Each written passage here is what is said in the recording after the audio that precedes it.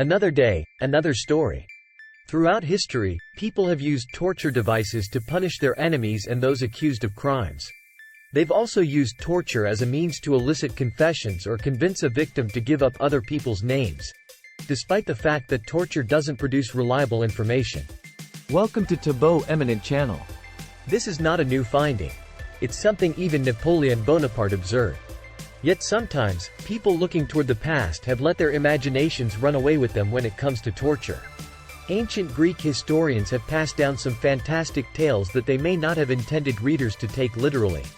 In addition, people in the modern era have accused medieval Europeans of using gruesome torture devices that probably didn't exist at the time, perpetuating the myth of a less than civilized so-called Dark Ages. Here are some famous torture devices from history, both real and legendary. The Brazen Bull. The Brazen Bull is an ancient mythical torture device supposedly used by Phalaris, a tyrant who ruled a part of Sicily in the 6th century BCE. It consisted of a life-size bronze bull that was hollow on the inside and had a door on the outside. The torturer would place a victim inside and light a fire under the bull. The fire would roast the victim to death, while an acoustic system on the bull made the victim's screams sound like bull noises to those on the outside. The story of Phalaris and the Brazen Bull comes from the Greek historian Diodorus Siculus, who lived about 500 years after these events had supposedly taken place. The story, which Italian poet and philosopher Dante referenced in the Inferno, is likely a myth or at least highly embellished. The Iron Apega. One of the more fantastical tales of a torture device is the Iron Apega, also known as the Apega of Nabis. The ancient Greek historian Polybius wrote that the Spartan king Nabis, who ruled from 207 to 192 BCE, built a sort of torture robot that resembled his wife, Apega. Polybius wrote that whenever Nabis was trying to collect taxes from someone who refused to pay, the king would invite the person to hug his wife, and point the person toward the robot. When the person embraced the robot, it would draw in its arms, crushing the victim with iron hooks hidden under its clothes. However, scholars have suggested that Polybius' story of the tax-collecting torture robot was allegorical, and that the Iron Apega did not really exist. The rack. The rack was a torture device used at the Tower of London, a royal palace that also served as a prison.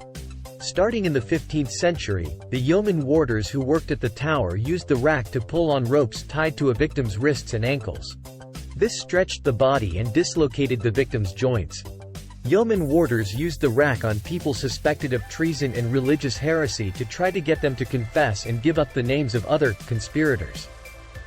One famous victim was the English writer and Protestant preacher Anne Askew. In 1546, yeoman warders tortured her on the rack and asked her to name Protestant sympathizers.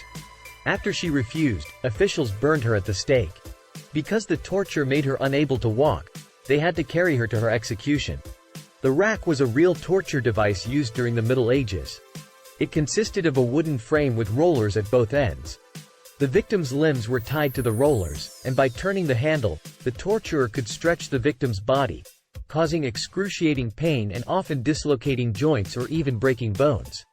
The rack was used to extract confessions or punish individuals accused of crimes. The Scavenger's Daughter. During the 16th and 17th centuries, yeoman warders at the Tower of London also used the Scavenger's Daughter as a torture device. The Scavenger's Daughter was a metal frame that compressed the victim's body in on itself.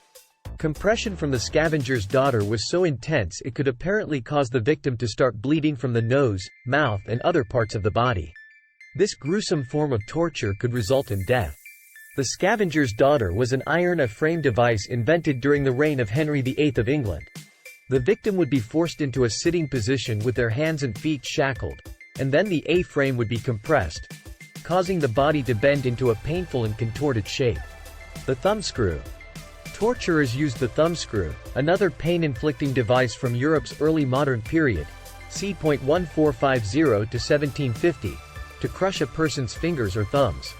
Similarly to the rack, torturers employed the thumbscrew as a means of punishment and an attempt to elicit a confession. The thumbscrew was also known as a thumbscrew, with many spelling variations. The thumbscrew consisted of two flat, metal plates with a screw mechanism at one end.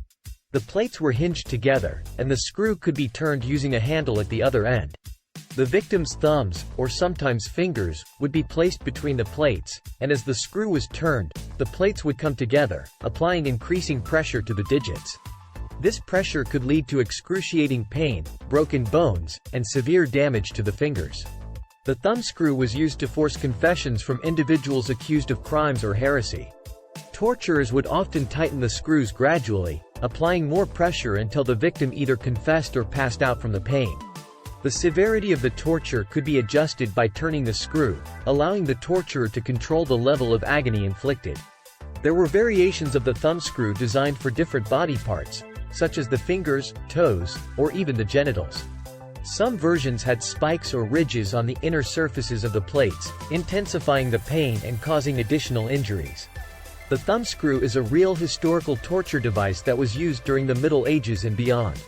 It was a simple but effective instrument designed to inflict pain and extract confessions from prisoners.